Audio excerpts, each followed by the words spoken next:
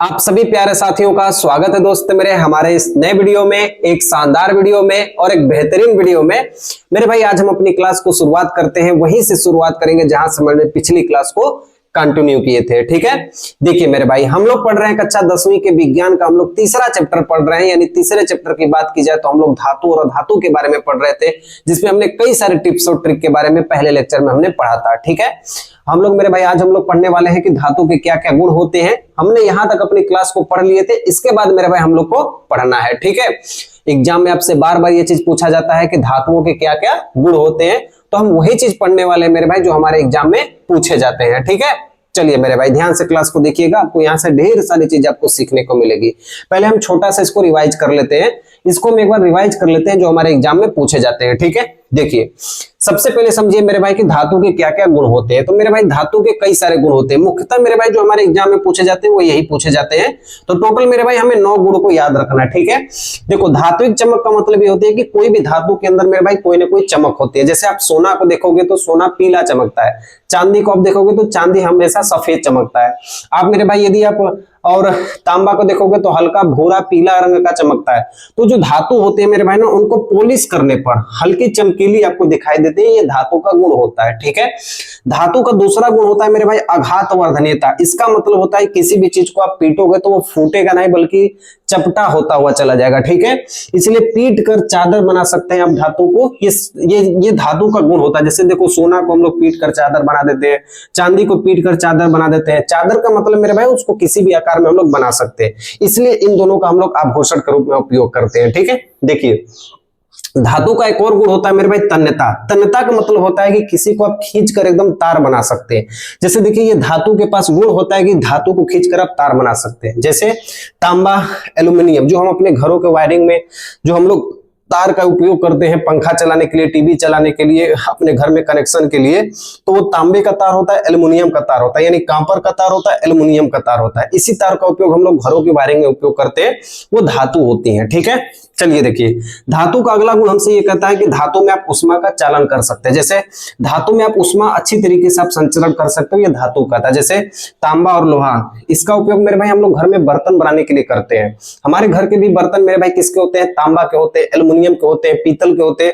तो हमारे घर के भी बर्तन कई तरीके से होते हैं। ठीक है, तो वो क्या क्या होते हैं मेरे भाई? धातु ही होते हैं। तो धातु हमसे ये कहता है कि हमारे जो उष्मा संचरण की है ना, वो हमारे में बहुत ज्यादा मात्रा होती है, इसलिए हम इसका उपयोग बर्तन में भी करते हैं। ठीक है, देखो धातु में विद्युत चालकता होती है, यानी धातु में आप धारा को प्रवाहित कर सकते हो, ये धातु का गुण होता है। ठीक है, एक अपवाद आता है इसमें शीशा मेरे भाई धातु होती है, लेकिन इसमें आप धारा प्रवाहित नहीं कर सकते हो। ठीक है, देखिए हर एक घर में अपवाद होता है, उसी तरह आवर्त सारणी में भी अपवाद है। धातु में एक हमारा शीशा है जो हमारा अपवाद है, इसमें आप धारा प्रवाहित नहीं कर सकते हो। ठीक है, चलिए मेरे भाई धातु हमसे ये कहता है कि मेरे भाई आप धातु क्या होते हैं? कठोर होते हैं। मतलब अधिकतर आप धातु देखेंगे तो वो कठोर होते हैं, लेकिन एग्जाम में आपसे वही पूछा जाता है जो आप याद करके नहीं जाते हैं। इसका मतलब ये है कि अधिकतम धातुएं कठोर होती है, लेकिन कुछ धातुएं ऐसी होती है जो मुलायम होती है। मुलायम का मतलब ये होता है मेरे भाई कि इनको आप चाकू से भी काट सकते हो। जैसे मेरे भाई सोडियम और पोटेशियम, ये ऐसी धातु है जिनको मेरे भाई आप चाकू से काट सकते हो। ये सफेद रंग की होती है और इसको मिट्टी के तेल में हम लोग डुबा के रखते हैं, इसलिए मेरे भाई इसको आप चाकू से काट सकते हो। ये हवा और नमी में जैसे ही उपयोग आते हैं वैसे ही मेरे भाई ये जलने लगते हैं। ठीक है, चलिए मेरे भाई ध्यान से देखिए धातु में मेरे भाई एक विशेष प्रकार की ध्वनि होती है, इसको मेरे भाई एनसीईआरटी में कहा गया है सोरोनस कहा गया। ठीक है, एनसीईआरटी में इसको सोरोनस कहा गया। मतलब जब भी आप धातु को मेरे भाई पीटोगे तो घंटे की आवाज आती है। कभी मेरे भाई स्कूल में आप देखोगे घंटी पीटते हो ऐसे टन मारते हो तो उसके बाद भी एक आवाज आती है, तो उसी तरह धातु को भी पीटने पर या चोट करने पर एक घंटी की आवाज आती है। इस जैसे में एग्जाम्पल में हम क्या ले लिए हैं? लोहा ले लिए हैं। ठीक है, देखो धातु का गलनांक और क्वथनांक बहुत ज्यादा होता है। गलनांक का मतलब पिघलना, क्वथनांक का मतलब होता है खौलना। ठीक है, वह ताप जिस पर कोई ठोस द्रव में बदल जाए उसे हम कहते हैं गलनांक। वह ताप जिस पर कोई द्रव खोलने लगे वो क्या कहलाता है? क्वथनांक कहलाता है। तो धातु के बहुत ही उच्च होते हैं। मतलब ये मेरे भाई यदि लोहा की बात की जाए तो 1400 डिग्री सेंटीग्रेड इसका गलनांक होता है, 2800 डिग्री सेंट इसका क्वथनांक होता है। तो ठीक है, इसलिए मेरे भाई लोहा का हो गया, कॉपर का हो गया, इनका गलनांक और क्वथनांक बहुत ही उच्च होता है। नहीं तो मेरे भाई यदि हम लोग सब्जी बनाएंगे, यदि लोहा ही मेरे भाई यदि गर्म हो जाए, लोहा ही पिघल जाएगा तो हमारी सब्जी कभी नहीं बन पाएगी, इसलिए इसका गलनांक बहुत ही ज्यादा होता है। ठीक है, देखिए भंगुरता का मतलब टूट टूट कर छितरा जाना। जैसे आप शीशा को देखो मेरे भाई, शीशा को यदि आप फोड़ोगे तो वो टूट टूट कर बिखर जाएगा। तो भंगुरता का मतलब होता है टूट टूट कर बिखर जाना, ठीक है। तो ये मेरे भाई आपका शॉर्ट टिक रिवीजन है, मतलब आपको ये समझना है कि ये धातु के गुण होते हैं और ये इसकी ट्रिक है। तो यही सारे क्वेश्चंस मेरे भाई जो आपको दिखाई दे रहे हैं यही सब आपके एग्जाम में पूछे जाते हैं परिभाषा के रूप में, ठीक है। तो इन सब के परिभाषा आपके एग्जाम में पूछे जाते हैं कि धात्विक चमक क्या होती है, आघातवर्धनीयता क्या होती है, तन्यता क्या होती है, उष्मा चालकता क्या होती है, विद्युत चालकता क्या होती है, कठोरता और ध्वनि सोरोनस किसे कहते हैं, गलनांक और क्वथनांक क्या होती है धातुओं की, भंगुरता क्या होती है। तो ये सब आपकी परिभाषा पूछी जाती है, ठीक है। तो हम एक एक परिभाषा को मेरे भाई लिखते हुए चलेंगे, इसके परिभाषा और इसके मेरे भाई एक एक उदाहरण और अपवाद को भी हम लोग लिखते हुए चलेंगे, ठीक है। तो मेरे भाई पहली हेडिंग आप लोग लगाइए धात्विक चमक, ठीक है। देखिए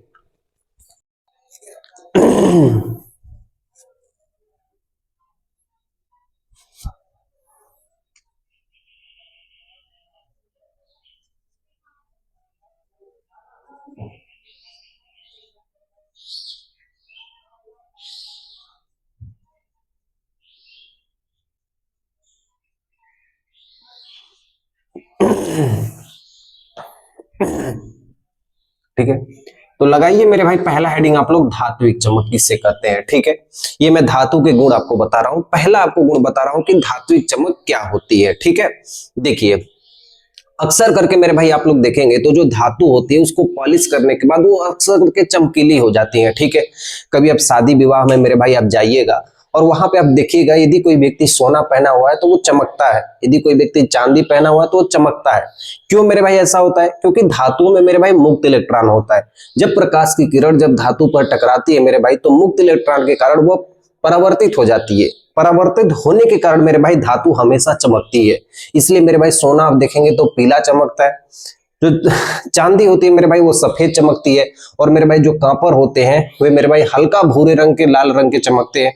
आप अक्सर करके मेरे भाई ये सब देखे होंगे। अच्छा एक चीज मेरे भाई और ध्यान से देखिएगा, कुछ इसमें अपवाद भी होते हैं। जैसे ध्यान से देखिए, पहले हम लोग के समय में रोग हो जाता था, घेघा रोग होता था। तो घेघा रोग मेरे भाई होने का कारण क्या होता था कि हम लोग के आयोडीन की कमी होती थी। आयोडीन की कमी से मेरे भाई घेघा रोग होता है, ठीक है। तो इसके मेरे भाई बचाव के लिए हम लोग क्या करते हैं, नमक में ही आयोडीन मिला के हम लोग खाते हैं। इसलिए हमारा नमक इसलिए महंगा होता है, इसलिए हमको अब घेघा रोग की बीमारी नहीं होती है। पहले के समय में बहुत लोगों को घेघा रोग हो जाता था। आयोडीन मेरे भाई बहुत ही सफेद होता है।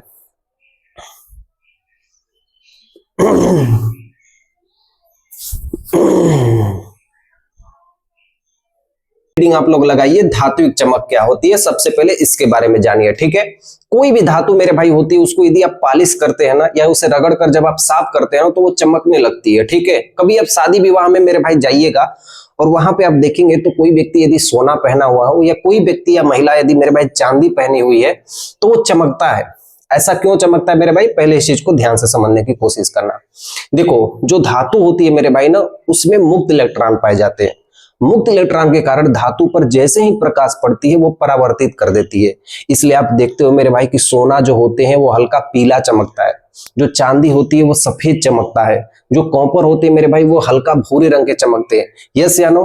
तो ये प्रकाश के परावर्तन के कारण होता है क्योंकि धातुओं में मुक्त इलेक्ट्रॉन पाई जाती है, ठीक है। देखिए इसके अपवाद भी होते हैं।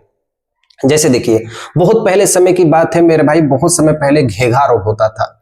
घेघा रोग किसके कारण होता था? आयोडीन की कमी से होता था। जो आयोडीन पाया जाता है मेरे भाई ये समुद्री घास लेमिनेरिया शैवाल से पाया जाता है, ठीक है।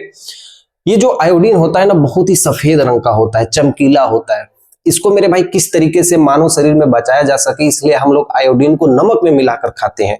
हमारे घर में जो नमक आता है मेरे भाई बहुत ही महंगा होता है, मतलब जो मेरे भाई जानवरों के लिए नमक आता है उससे महंगा होता है, मतलब 30-40 रुपए के इस करीब में हम लोग का नमक आता है, 20-30 के करीब में। लेकिन जो सस्ता नमक होता है मेरे भाई वो 5-10 रुपए के आते हैं, ठीक है। क्यों महंगा आता है? क्योंकि मेरे भाई इसमें आयोडीन मिला हुआ होता है। आयोडीन किस रंग का होता है? सफेद रंग का होता है। इसलिए ये अपवाद में आते हैं क्योंकि ये अधातु होते हैं, ठीक है। मैं आपको सब लिखवाऊंगा, पहले आप सुन लीजिए। देखिए इसके बाद मेरे भाई क्या होता था, जो हीरा आपने देखा होगा, हीरा किसका बना होता है मेरे भाई? कार्बन का बना होता है। चमकता है, बिल्कुल चमकता है, लेकिन हीरा क्या है? अधातु है। हीरा क्या है? अधातु है। तो चमकने के लिए हीरा भी चमकता है लेकिन वो क्या है? अधातु है। तो दो अपवाद हैं, एक आयोडीन और एक हीरा। वो क्या है? अधातु है। हम किसकी बात कर रहे हैं? धातु की बात कर रहे हैं। तो आप लोग मेरे संग लिखिए धात्विक चमक क्या होते हैं, ठीक है। लिखिए धातुओं को पालिश करने पर, धातुओं को पालिश करने पर, ठीक है, धातुओं को पालिश करने पर चमकीली दिखाई देती हैं, चमकीली दिखाई देती हैं, देती है। धातुओं को पालिश करने पर कैसे दिखाई देती है मेरे भाई? चमकीली दिखाई देती हैं। इस गुण को मेरे भाई, इस गुण को हम लोग धात्विक चमक कहते हैं। इस गुण को धात्विक चमक कहते हैं। क्या कहते हैं मेरे भाई? इस गुण को धात्विक चमक कहते हैं। ठीक है, एक बार फिर से पढ़िए मेरे भाई। धातुओं को पॉलिश करने पर चमकीली दिखाई देती है। ये चमकीली इसलिए दिखाई देती है ताकि ये जो चमकीली दिखाई देती है, इसी गुण को मेरे भाई हम लोग धात्विक चमक दिखाई देती है। ऐसा क्यों होता है मेरे भाई? लिखिए एक लाइन छोड़ के, यह चमक इसलिए होता है कि धातुओं पर मुक्त इलेक्ट्रॉन पाए जाते हैं, कि धातुओं पर मुक्त इलेक्ट्रॉन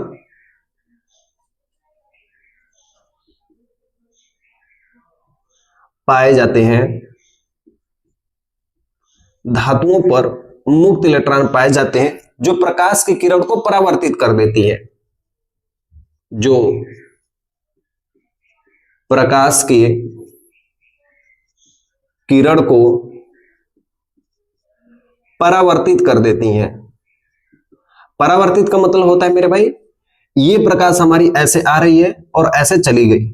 आपने देखा होगा मेरे भाई बचपन में ऐसे शीशा आप इधर उधर घुमाए होंगे, तो वही जो प्रकाश की किरण को क्या कर देती है? परावर्तित कर देती है।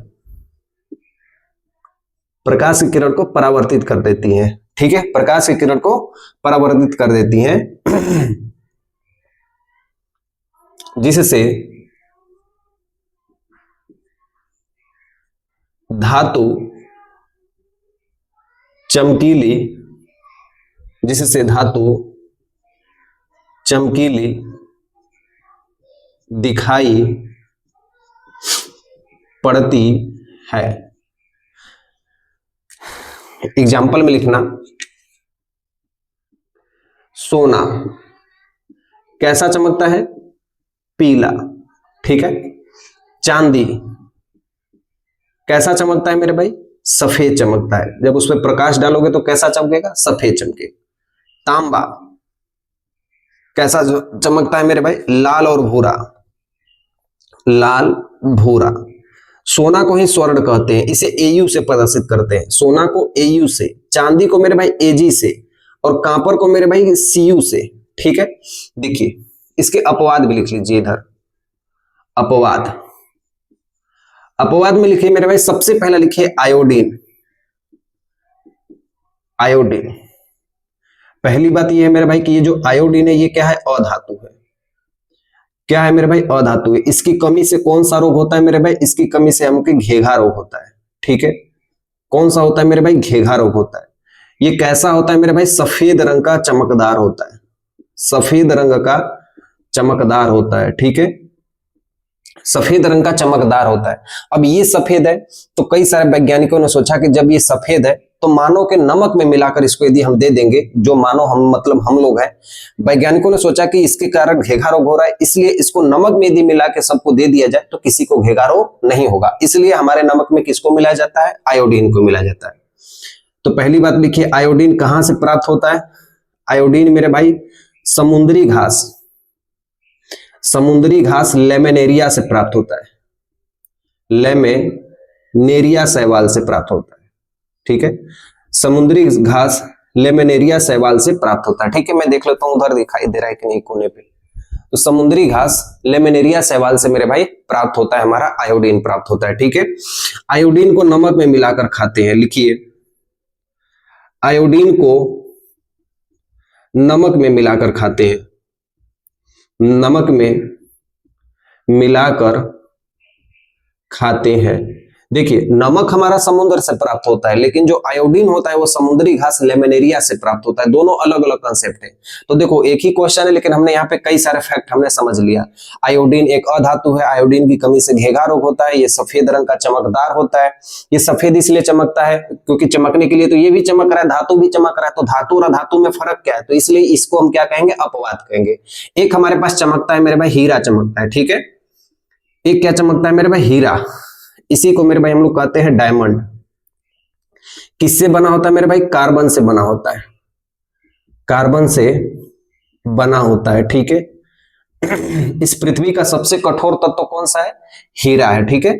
लिखना, सबसे कठोर तत्व कौन सा है, हीरा है। तो इतनी सारी मेरे भाई फैक्ट आप लोग ध्यान दीजिएगा। ये मेरे भाई धात्विक चमक के बारे में आपको मैं बताया हूं, ठीक है। हम लोग पढ़ रहे हैं मेरे भाई, एकदम क्रम से पढ़ेंगे, एकदम सिस्टम से पढ़ेंगे, ढंग से पढ़ेंगे मेरे भाई। जब तक आप इस चीज को नहीं सीखोगे आप कैसे जानोगे कि नहीं वास्तव में हम साइंस पढ़ रहे हैं। साइंस का मतलब होता है मेरे भाई कि आप उस चीज को समझिए, फील कीजिए, वास्तव में वो चीज है क्या। जब आप एक बार उस चीज को समझ लेते हैं मेरे भाई ना, तो आपके लिए क्वेश्चंस मेरे भाई एकदम धुआं हो जाते हैं। आप उस क्वेश्चंस को किसी भी तरीके से लगा सकते हैं। तो पहले मेरे भाई इसको लिखिए कि धातुओं को पॉलिश करने पर चमकीली दिखाई देती है, इसके गुण को हम लोग धात्विक चमक कहते हैं। ये चमक इसलिए होता है क्योंकि धातु पर मुक्त इलेक्ट्रॉन पाए जाते हैं जो प्रकाश की किरण को परावर्तित कर देते हैं, जिससे धातु चमकीली दिखाई पड़ती है। एग्जाम्पल में हमारे पास है सोना, चांदी, तांबा, और अपवाद में आयोडीन है और हीरा है, ठीक है। तो पहले आप इसे लिख लीजिए, फिर हम दूसरे, आप टोटल 9 है, 9 को भी हम लिख लेते हैं। चलिए देखिए अगला हेडिंग लिखिए, धातु के गुण में जो दूसरा गुण है वो लिखिए आघात वर्धनीयता, ठीक है। आघात वर्धनीयता, इसका मतलब ये होता है मेरे भाई किसी को जोर से आप पीटना। मिलीबिलियलिटी, इसको कहते हैं क्या मेरे भाई, मेलीबिलियलिटी, MALLEABILITY, ठीक है। देखो आघात वर्धनीयता का मतलब होता है कि पीटकर चादर बना देना, ठीक है। लिखिए आघात वर्धनीयता, आघात वर्धनीयता वह गुण है, आघात वर्धनीयता वह गुण है जिससे किसी धातु को, जिससे किसी धातु को पीट कर चादर, बात समझ रहे हैं मेरे भाई, उसको आप पीटते पीटते सबसे पतला चादर आप बना सकते हैं। धातु को पीट कर चादर, या पीट कर या दबाकर दोनों आप लिख दीजिए, पीट कर या दबाकर, पीट कर या दबाकर चादर, चादर का मतलब सबसे पतली परत बना सकते हैं, बना सकते हैं, बना सकते हैं। आघात वर्धनीयता वह गुण है जिससे किसी धातु को पीट कर या दबाकर हम चादर बना सकते हैं, ठीक है। लिखिए इसके एग्जाम्पल में, लिखिए उदाहरण में, सोना AU, सबसे ज्यादा आघात वर्धनीयता किसकी है मेरे भाई, सोना की है। सोना की आप सबसे पतली चादर आप बना सकते हैं इस दुनिया में। उसको पीटते जाइए, पीटते जाइए, पीटते जाइए, सोना जैसा महीन चादर आप किसी और का नहीं बना सकते। तो एग्जाम में मेरे भाई यदि बहुविकल्पी में पूछा जाए कि सबसे पतली चादर किसका बनाया जा सकता है, सोना का, फिर उससे पतला क्या बनाया सकता है, चांदी का। मैं एक बार क्रम लिख देता हूं, ठीक है। सबसे पहले मेरे भाई हम लोग सोना का बना सकते हैं, फिर हम लोग चांदी का बना सकते हैं, फिर हम लोग कॉपर का बना सकते हैं, फिर हम लोग एल्युमिनियम का बना सकते हैं, फिर हम लोग लोहा का चादर बना सकते हैं। तो ये क्रम है, इस क्रम को मेरे भाई कभी भी मत भूलना, ठीक है। तो लिख लीजिए यहां पे नोट में, सोना AU, इसी को गोल्ड कहते हैं। सबसे ज्यादा आघात वर्धनीयता सोना की होती है, सबसे ज्यादा आघात वर्धनीयता मतलब चोट सहने की क्षमता, आघात वर्धनीयता किसकी होती है मेरे भाई, सबसे ज्यादा आघात वर्धनीयता सोना की होती है। इसके आगे लिख लेना। उसके बाद चांदी, चांदी मतलब AG, उसके बाद चांदी AG की होती है। उसके बाद किसकी होती है मेरे भाई, चांदी की होती है। देखो आप मेरे भाई सोना को कितना पतला आप कर सकते हो, अगर एक मान लो कितना भी सोना है, ठीक है, उसको आप पतला करना चाहोगे मेरे भाई तो 0.0001 मिमी, मिलीमीटर, मिमी का मतलब मिलीमीटर, ठीक है, इतना पतला मेरे भाई आप सोना को कर सकते हो। इससे लिख लेना, इससे भी पतला, इससे भी पतला सोना को कर सकते हैं, कर सकते हैं।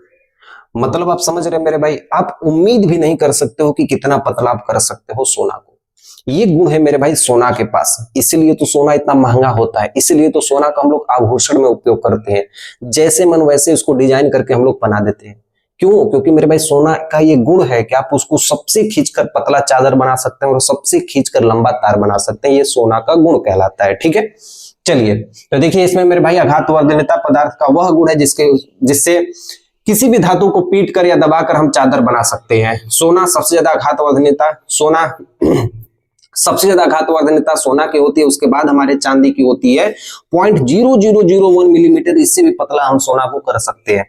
देखिए आघातवर्धनीयता में मेरे भाई अपवाद है, आघातवर्धनीयता मतलब अपवाद है, इसमें मतलब अपवाद है, मतलब धातु के गुण में जो आघातवर्धनीयता का गुण है उसमें अपवाद है। मतलब कहने का मतलब यह है कि मेरे भाई यदि आप शीशा को ले लीजिए, ठीक है, पीबी, लेड, शीशा, अब शीशा मेरे भाई क्या है, धातु है। अब इस शीशा को मेरे भाई यदि पीटोगे तो क्या ये चादर बनेगी कि शीशा ये फूट फूट के छितरा जाएगा? आप मेरी बात को नहीं समझ रहे। जैसे मान लीजिए ये हमारे पास शीशा हो गया, ठीक है, मैंने यहाँ पे क्या कर दिया मेरे भाई, हथौड़े से इसको मार दिया, ठीक है, ये शीशा क्या होगा, चूर चूर टूट जाएगा। यस या नो? तो मेरे भाई शीशा को हम पीट के चादर बना सकते हैं? नहीं बना सकते हैं। तो ये शीशा क्या है मेरे भाई, अपवाद है, ठीक है, शीशा क्या है मेरे भाई, अपवाद है। दूसरी जिंक, ये दो मेरे भाई आप लोग लिख लेना, ये अपवाद में आते हैं आघातवर्धनीयता के, क्योंकि इन दोनों को मारने के बाद मेरे भाई ये छिटरा जाते हैं, मतलब फूट जाते हैं, इसलिए ये क्या होते हैं, अपवाद होते हैं। बाकी आप धातु में किसी भी धातु को मेरे भाई आप पीटते जाओगे। एक और लिख लेना मेरे भाई, मरकरी, Hg, ये भी अपवाद है, ठीक है, ये द्रव अवस्था में होती है, इसको आप पीट ही नहीं सकते हो, इसलिए ये तीन अपवाद आप लोग को मेरे भाई लिख लेना आघातवर्धनीयता में, ठीक है। चलिए अगला देखिए, तन्यता। अगली हेडिंग लगाना, धातु के गुण में तन्यता, डक्टिलिटी। ये डक्टिलिटी क्या होती है पहले ध्यान से देखिए। तन्यता का मतलब होता है किसी चीज को खींचकर तार बना देना। तो हम लोग घरों में जो वायरिंग होती है, आप देखते हो मेरे भाई कि आपको फैन चलाना हो, आपको टीवी चलाना हो, आपको मेरे भाई कुछ भी यदि तार की जरूरत पड़ती है तो हम जो मार्केट से तार लेके आते हैं उसमें एल्युमिनियम की तार होती है, ठीक है। यदि मेरे भाई पोल से यदि तार खींचनी होती है तो हम लोग केबल का उपयोग करते हैं। यस या नो? उस केबल में कौन सी तार होती है, कांपर की होती है। घरों में जो हम तार उपयोग करते हैं किसकी होती है, एल्युमिनियम की होती है, ठीक है। कांपर का उपयोग इसलिए करते हैं क्योंकि कांपर थोड़ा महंगा मिलता है, इसलिए कांपर में ज्यादा विद्युत धारा प्रवाहित होती है। एल्युमिनियम में मेरे भाई धारा प्रवाहित होती है लेकिन लंबी दूरी के लिए हम एल्युमिनियम का उपयोग करते हैं। जैसे कहीं पंखा चलाना हो, बल्ब जलाना हो, कहीं दूर पे मेरे भाई फैन चलाना हो, तो मेरे भाई वहां पे हम किसका उपयोग करते हैं, एल्युमिनियम का। तो विद्युत घरों में, विद्युत तारों में कौन सी धातु का उपयोग करते हैं, एल्युमिनियम और कांपर का उपयोग करते हैं, ठीक है। देखिए हम क्या लिखे हैं, तन्यता। तन्यता का मतलब किसी भी चीज को खींच के तार बना सकते हैं। तो सोना की तन्यता सबसे ज्यादा होती है। आप मेरे भाई सोना को यदि खींचना चाहोगे तो आप 1 ग्राम सोने को मेरे भाई आप 2 किलोमीटर लंबा तार खींच सकते हैं। आप यकीन नहीं मानेंगे मेरे भाई, ये एनसीईआरटी में कहा गया है कि आप 1 ग्राम सोने को 2 किलोमीटर लंबा तार आप खींच सकते हैं, ठीक है। चलिए मेरे भाई ध्यान से देखिए, लिखिए तन्यता।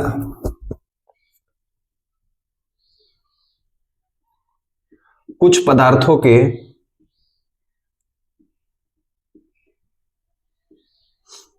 ऐसे गुण होते हैं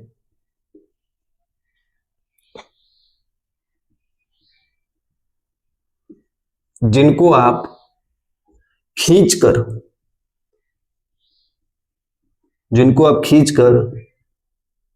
एक पतला, मैं वही परिभाषा लिख रहा हूं जो आपको एग्जाम में याद हो जाए, ठीक है। खींचकर एक पतला तार बना सकते हैं, पतला तार बना सकते हैं। पदार्थ के इस गुण को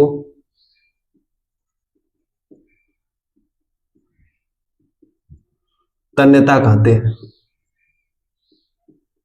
क्या कहते हैं मेरे भाई? तन्यता कहते हैं। ठीक है, सबसे ज्यादा तन्यता किसकी होती है? सोना की होती है। उदाहरण में लिखना, सबसे ज्यादा तन्यता खींचकर तार बनाना सोना की होती है।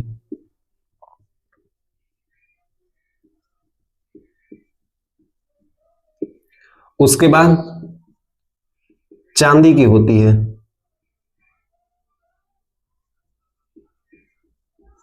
चांदी की होती है। लिखना, एल्यूमिनियम और कॉपर का उपयोग, नोट में करके लिखना, एल्यूमिनियम व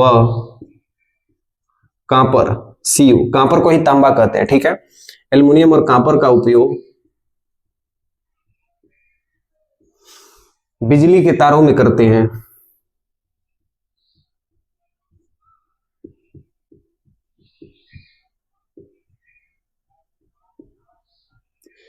कॉपर का उपयोग मेरे भाई हम लोग केबल में करते हैं, जो केबल आती है, मोटी मोटी केबल होती है, वहां पे हम कॉपर का उपयोग करते हैं। एल्यूमिनियम का उपयोग दूर तक कहीं तार भेजना हो तो वहां पे हम किसका उपयोग करते हैं? एल्यूमिनियम का उपयोग करते हैं। ठीक है, चलिए मेरे भाई, दो एनसीईआरटी के पॉइंट है, हम उसको भी नोट कर लेते हैं। वैसे तो सारे के सारे एनसीईआरटी, लेकिन परिभाषा में खुद से आपको बना के दे रहा हूं। ठीक है, जो एनसीईआरटी का फैक्ट है उसको भी हम लिख लेते हैं। देखिए, 1 ग्राम सोना में अब 2 किलोमीटर लंबा तार खींच सकते हैं। लिखना, 1 ग्राम सोने में अब 2 किलोमीटर लंबा तार खींच सकते हैं। आप सोच नहीं सकते मेरे भाई कि आप सोने को कितना पतला तार आप खींच सकते हैं। ठीक है, लिखना, टंगस्टन से अदृश्य, टंगस्टन से अदृश्य तारे खींचा जा सकता है। अदृश्य का मतलब अनेक, ये आपके प्रीवियस ईयर क्वेश्चन में पूछा गया है। टंगस्टन से अदृश्य तारे खींचा जा सकता है। ठीक है, तो ये 2 पॉइंट मेरे भाई आप लोग नोट करिएगा। और ये मेरे भाई आपकी जो सिंपल सी परिभाषा, एक प्यारा सा परिभाषा है, वो मेरे भाई आपके सामने यहां पर है कि कुछ पदार्थों के ऐसे गुण होते हैं जिनको आप खींचकर एक पतला तार बना सकते हैं। पदार्थ के इस गुण को हम लोग तन्यता कहते हैं, यानी डक्टिलिटी कहते हैं। मैंने मीनिंग गलत लिख दिया। ठीक है, डक्टिलिटी। ठीक है, सबसे ज्यादा तन्यता सोना की होती है, फिर उसके बाद चांदी की होती है। एल्यूमिनियम और कॉपर का उपयोग मेरे भाई बिजली के तारों में हम लोग उपयोग करते हैं। 1 ग्राम मेरे भाई सोना से आप 2 किलोमीटर लंबा तार आप खींच सकते हैं। और टंगस्टन, मतलब जो टंगस्टन धातु है, उससे आप अदृश्य तारे खींच सकते हैं, यानी अनंत तारे आप खींच सकते हैं। अदृश्य का मतलब कई सारे, बहुत सारे आप क्या खींच सकते हैं? तार खींच सकते हैं। तो ये पॉइंट मेरे भाई आप लोग नोट करिए। इसके बाद हम लोग पढ़ते हैं मेरे भाई, हमने क्या क्या चीज पढ़ा मेरे भाई? हमने धातु चमक पढ़ लिया, हमने मेरे भाई आघात वर्धनीयता पढ़ लिए, हमने मेरे भाई तन्यता पढ़ लिया, और अब हम लोग पढ़ने वाले हैं उष्मा चालकता। ठीक है, चलिए देखिए, अगला हेडिंग आप लोग लिखिए 4 नंबर, उष्मा चालकता। उष्मा चालकता, थर्मल कंडक्टिविटी। ठीक है, देखो चीजों को एक एक चीज समझने की कोशिश करना मेरे भाई। ठीक है, देखो मान लेते हैं मेरे भाई ये हमारे पास एक लोहा है। ठीक है, ये हमारे पास क्या है? एक लोहा है। ठीक है, इस लोहा को मेरे भाई एक तरफ हम क्या कर दिए? आग लगा दिए। मेरी बात को समझना मेरे भाई, एक तरफ हमने क्या कर दिया? आग लगा दिया। कुछ देर के बाद धीरे धीरे जलते जलते जलते जलते कुछ देर के बाद मेरे भाई आप देखोगे तो यहाँ पर भी आप टच करोगे तो आग लग जाती। आग का मतलब यहाँ पे गर्म हो जाता है। यस या नो? कभी आप मेरे भाई खाना चला के देखना, जो उसमें मेरे भाई जो पलटा होते हैं ना, जिसे हम कहते हैं पलटा, आप देखेंगे मेरे भाई यदि कुछ देर तक आप उसमें रख देंगे तो जो पीछे वाला हिस्सा है वो भी मेरे भाई क्या होता है? जल जाता है। यस या नो? तो ये किस कारण होता है मेरे भाई? ये किस कारण होता है? क्योंकि धातु में मेरे भाई उष्मा का संवहन होता है, संचरण होता है।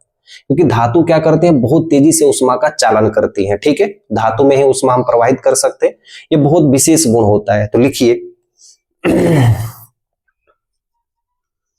धातु ऊष्मा के अच्छे चालक, चालक मतलब जिसमें चल जाए, ऊष्मा जिसमें चल जाए, तो धातु ऊष्मा के अच्छे चालक होते हैं, अच्छे चालक होते हैं। ठीक है, क्योंकि धातु जो होते हैं, क्योंकि धातु ऊष्मा को एक स्थान से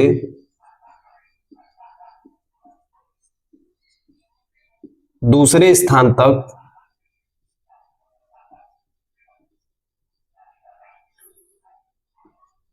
तेजी से पहुंचाते हैं। ठीक है, ठीक है, लिखना यह गुण धातुओं में किस कारण होता है मेरे भाई, मुक्त इलेक्ट्रॉनों के द्वारा होता है। क्योंकि जो यहाँ के इलेक्ट्रॉन होते हैं ये गर्म होते हैं, धीरे धीरे धीरे धीरे धीरे धीरे धीरे धीरे मेरे भाई इस वाले इलेक्ट्रॉन को भी ये गर्म कर देते हैं, धीरे धीरे धीरे धीरे क्या करते हैं, वो गर्म करने लगते हैं। तो यह गुण धातुओं में, जब आप मेरे से फिजिक्स पढ़ोगे तो मैं आपको मुक्त इलेक्ट्रॉन भी एकदम डिटेल में आपको पढ़ाऊंगा। ठीक है, मुक्त इलेक्ट्रॉन के द्वारा होता है। ठीक है, यह गुण धातुओं में मुक्त इलेक्ट्रॉन के द्वारा होता है। ठीक है, लिखना उदाहरण में एल्यूमिनियम, कॉपर, लोहा,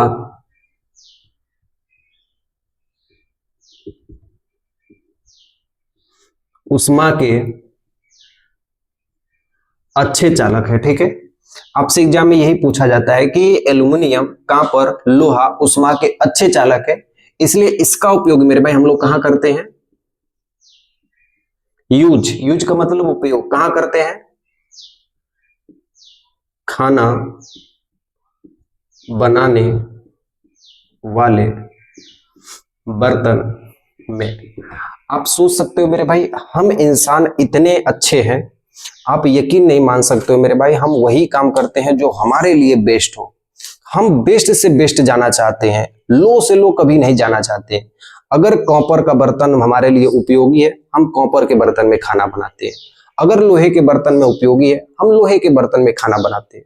मतलब अलग अलग धातुओं के गुण अलग अलग जगह पे उपयोग किए जाते हैं। कहीं पे मेरे भाई यदि ऊष्मा प्रवाहित होगी तो कोई दूसरी धातु उपयोग की जाएगी, कहीं धारा प्रवाहित होगी तो कहीं दूसरी धातु का प्रयोग करेंगे, कहीं मेरे भाई आभूषण बनाना हो तो किसी और धातु का उपयोग करेंगे, कहीं तार बनाना हो तो वहां पे अलग धातु का उपयोग करेंगे, कहीं कठोरता, कहीं गलनांक और क्वथनांक की बात आई तो कोई और धातु का उपयोग करेंगे। मतलब हम लोग एडजस्ट करते हैं अलग अलग धातुओं के अनुसार। वही तो हम फिजिक्स में से पढ़ रहे हैं, केमिस्ट्री में पढ़ रहे हैं इसको। ठीक है, चलिए तो हमने क्या लिखा मेरे भाई, ऊष्मा चालकता। यहीं पे आप लिख दीजिए मेरे भाई 5 नंबर का हेडिंग लगा के, विद्युत चालकता, विद्युत चालकता सेम यही चीज होने वाली है। ठीक है, बस यहाँ पे ऊष्मा है, यहाँ पे क्या हो जाएगा, विद्युत हो जाएगा। ठीक है, लिखना इलेक्ट्रिक कंडक्टिविटी।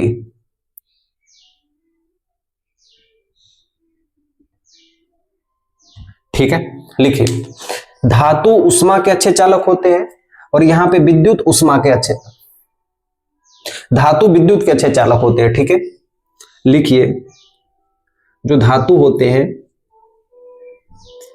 विद्युत के अच्छे चालक होते हैं। ठीक है, जो धातु होते हैं वो विद्युत के अच्छे चालक होते हैं। ठीक है, लिखना क्योंकि धातु विद्युत धारा का प्रवाह मुक्त इलेक्ट्रॉनों के द्वारा करते हैं। अरे मुझे बनाना है, मैं किसी भी तरह बना सकता हूं, बस उसको लिखूंगा तो एडजस्ट करके लिखूंगा, जो लिखूंगा वो सही लिखूंगा, ठीक है। धातु विद्युत के अच्छे चालक होते हैं, ठीक है, क्योंकि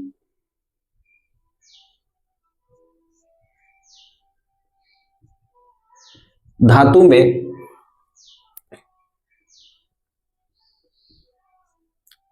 मुक्त इलेक्ट्रॉन के द्वारा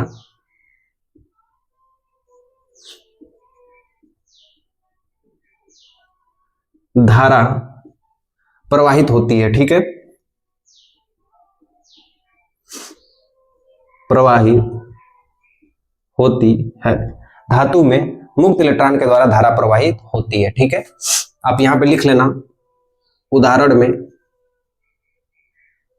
चांदी सबसे ज्यादा, चांदी की चालकता सबसे ज्यादा होती है, उसके बाद किसकी होती है, कॉपर की, फिर उसके बाद मेरे भाई क्या होती है, एल्यूमिनियम की,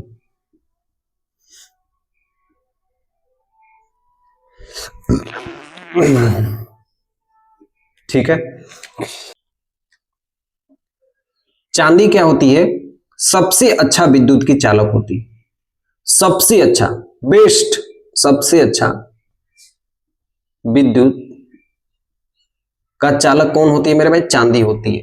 कॉपर क्या होते हैं मेरे भाई, बहुत अच्छा, देखो दोनों में फर्क है मेरे भाई, ये हमारा सबसे अच्छा है, ये हमारा बहुत अच्छा है, ठीक है।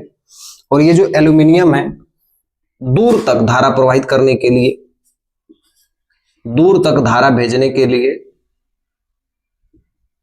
अच्छा है, तो ये अच्छा है, ये बहुत अच्छा है, ये सबसे अच्छा है। तो एग्जाम में पूछे कि विद्युत चालकता सबसे ज्यादा कहां पे होती है, चांदी में होती है, ठीक है।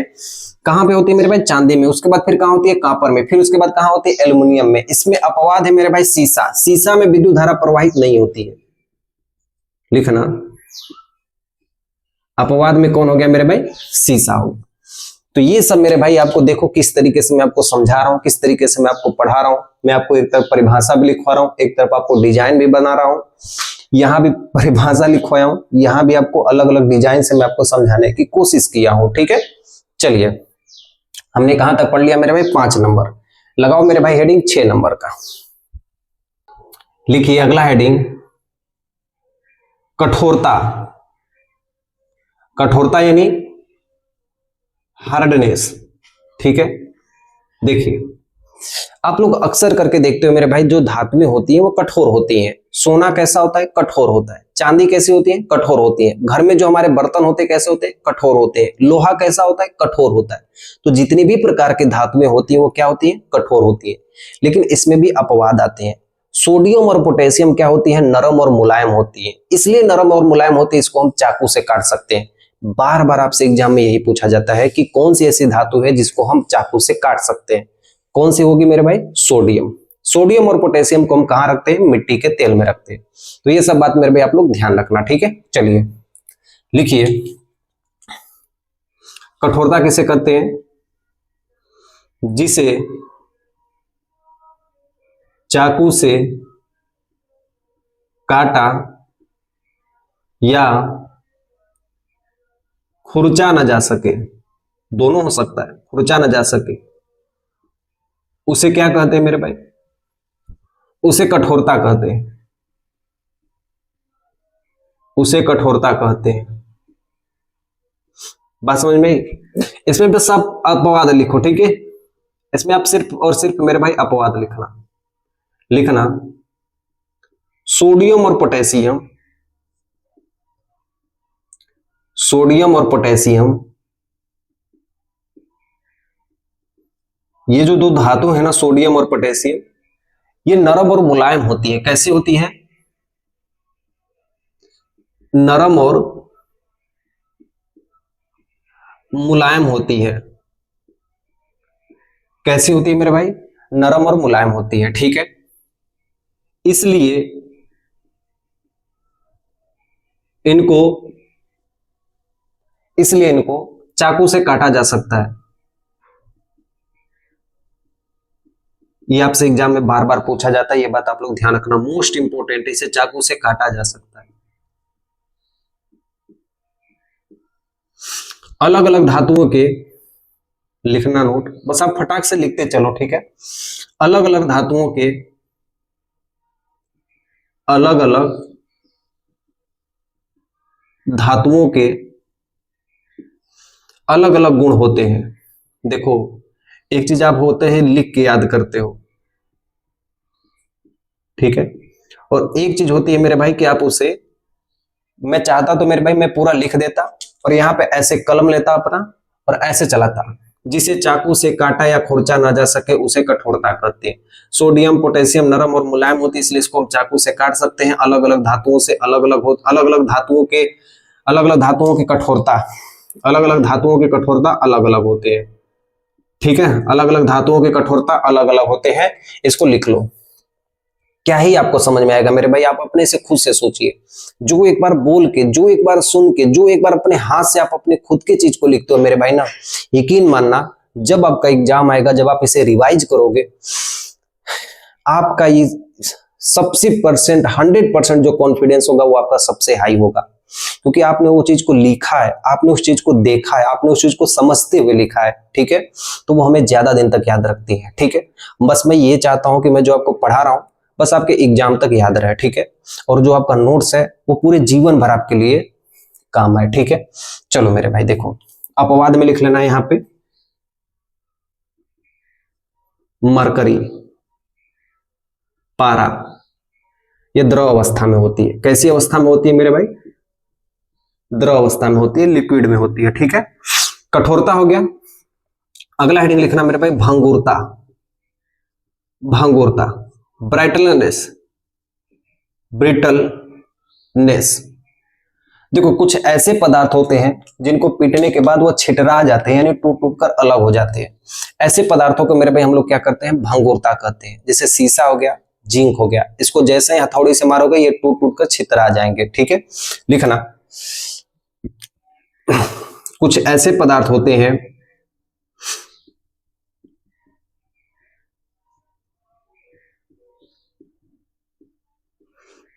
जिनको पीटने पर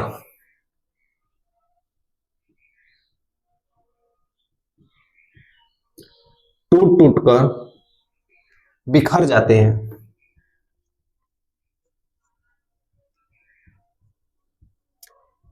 ऐसे पदार्थ, इस पदार्थ के गुण को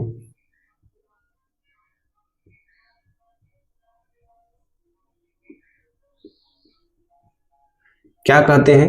भंगुरता कहते हैं, भंगुरता कहते हैं। बात समझ में आ रही है? देखो, भंगुरता का मतलब होता है कुछ ऐसे पदार्थ होते हैं जिसको पीटने पर वो टूट टूट कर बिखर जाते हैं। इस पदार्थ के गुण को हम लोग क्या कहते हैं? भंगुरता कहते हैं। लिखना एग्जाम्पल में, लिखना एग्जाम्पल में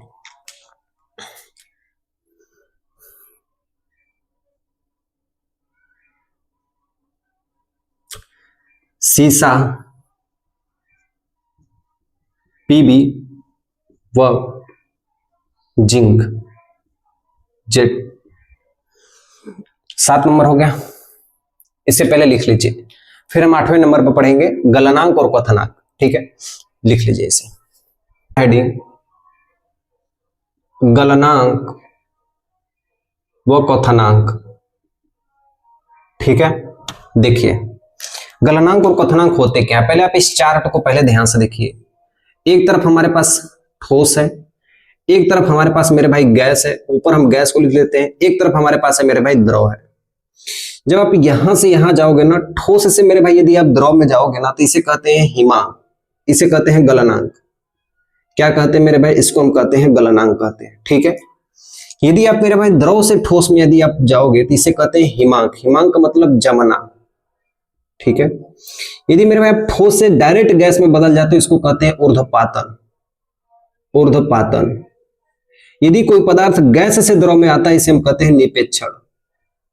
क्या कहते हैं मेरे भाई? निपेक्षण कहते हैं। यदि कोई पदार्थ गैस से द्रव में आता है, इसे हम कहते हैं संघनन। जैसे बादल। कोई पदार्थ द्रव से डायरेक्ट गैस में बदल जाए, इसे हम कहते हैं वाष्पीकरण। क्या कहते हैं मेरे भाई? वाष्पीकरण।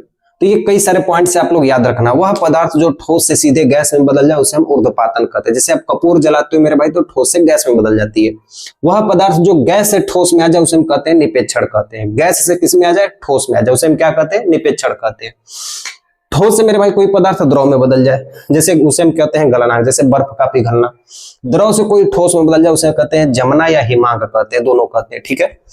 कोई पदार्थ द्रव से गैस में बदल जाए उसे हम कहते हैं वाष्पीकरण। कोई पदार्थ गैस से द्रव में बदले उसे हम कहते हैं संघनन। जैसे हमारे पास ठंडियों के समय में जो कुहासे आते हैं वो संघनन होते हैं। देखें तो गलनांक और क्वथनांक क्या होते हैं। ये क्वथनांक का मतलब होता है कि वह ताप जिस पर कोई पदार्थ खौल जाए। देखो गलनांक का मतलब होता है मेरे भाई गलना, और क्वथनांक का मतलब होता है मेरे भाई खौलना। दोनों में मेरे भाई आपको फर्क है, ठीक है।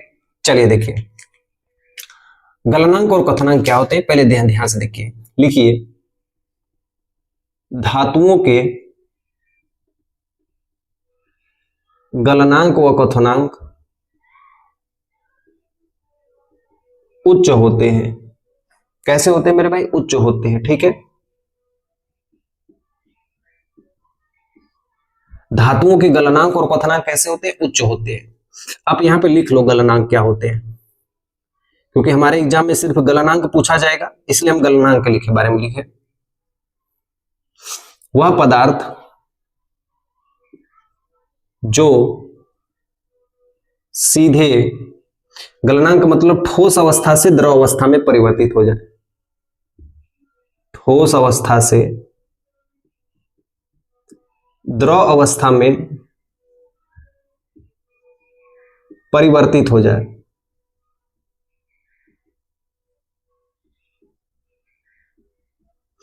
उसे क्या कहते हैं, गलनांक कहते हैं।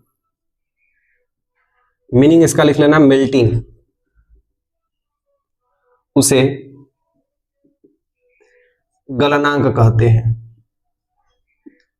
ठीक है। अगला लिखिए मेरे भाई क्वथनांक किसे कहते हैं, बॉइलिंग।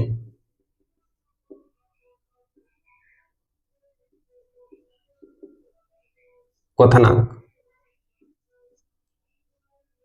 वह ताप जिस पर कोई पदार्थ खौल जाए। खौल जाए मतलब उबलने लगे, वह गुण क्वथनांक कहलाता है। बॉइलिंग पॉइंट इसका नाम होता है, क्वथनांक कहलाता है। मैंने आपसे क्या लिखा था मेरे भाई कि धातुओं के गलनांक और क्वथनांक बहुत ही उच्च होते हैं, बहुत ही ज्यादा होते हैं। अगर आप ये मानिए मेरे भाई कि धातु के गलनांक और क्वथनांक यदि उच्च नहीं होते तो जो हम लोग घर में खाना बनाते हैं, सब्जी की जगह हमारी कढ़ाई ही जर जाती। यस या नो, यदि गलनांक और क्वथनांक इसके यदि उच्च नहीं होते तो सब्जी की जगह कढ़ाई जर जाती। इसलिए मेरे भाई जो इनके गलनांक और क्वथनांक होते हैं बहुत ही उच्च होते हैं, ठीक है। तो यहां पे आप लिख लीजिए लोहा का जो गलनांक होता है, मतलब गलता है लोहा, और क्वथनांक क्या होती है, ठीक है। देखो गलनांक इसका होता है 1538 डिग्री सेंटीग्रेड पे होता है, ठीक है। लेकिन ये खौलता है मेरे भाई 2862 डिग्री सेंटीग्रेड पर। तो ये मेरे भाई पॉइंट आप लोग याद रखना, ठीक है। याद आपको रखने की जरूरत नहीं, बस आपको मैं फैक्ट के रूप में आपको बता रहा हूं कि लोहे का गलनांक कितना होता है, क्वथनांक कितना होता है। इतना आप ताप दोगे मेरे भाई तो हम लोग के मेरे भाई लोहा गलेगा। हम लोग 37 डिग्री सेंटीग्रेड 48-45 पे जाते जाते मेरे भाई हम लोग हाफने लगते हैं, गर्मी होने लगती है। 48 डिग्री सेंटीग्रेड आज गया, 46 गया है। भारत का सबसे हाईएस्ट तापमान 47-48, और ये कितने पे गलता है, 1538 पे। समझ में आ रहा है, लिखिए एक और नोट लिख लीजिए। सोडियम पोटेशियम का गलनांक, क्योंकि ये धातु है, इनका गलनांक बहुत कम होता है। सोडियम और पोटेशियम का गलनांक बहुत कम होता है, ठीक है। ये बात आप लोग मेरे भाई ध्यान रखना, ठीक है। चलिए देखिए, देखो सोडियम का उपयोग हम लोग कहां करते हैं, सोडियम नमी में गल जाता है, नमी में जल जाता है, ऐसे लिखना, नमी में जल जाता है। जैसे ही नमी पाता है जल जाता है। और जो पोटेशियम है ये हथेली पर गल जाता है, हथेली पर गल जाता है। ठीक है, मैंने आज आपको क्या बताया मेरे भाई, मैंने आपको धातु के गुण आपको बताए हैं, धातु के क्या क्या गुण होते हैं, क्योंकि एग्जाम में हमारे 90% चांस होते हैं कि धातु से ही रिलेटेड आपके क्वेश्चन पूछे जाते हैं।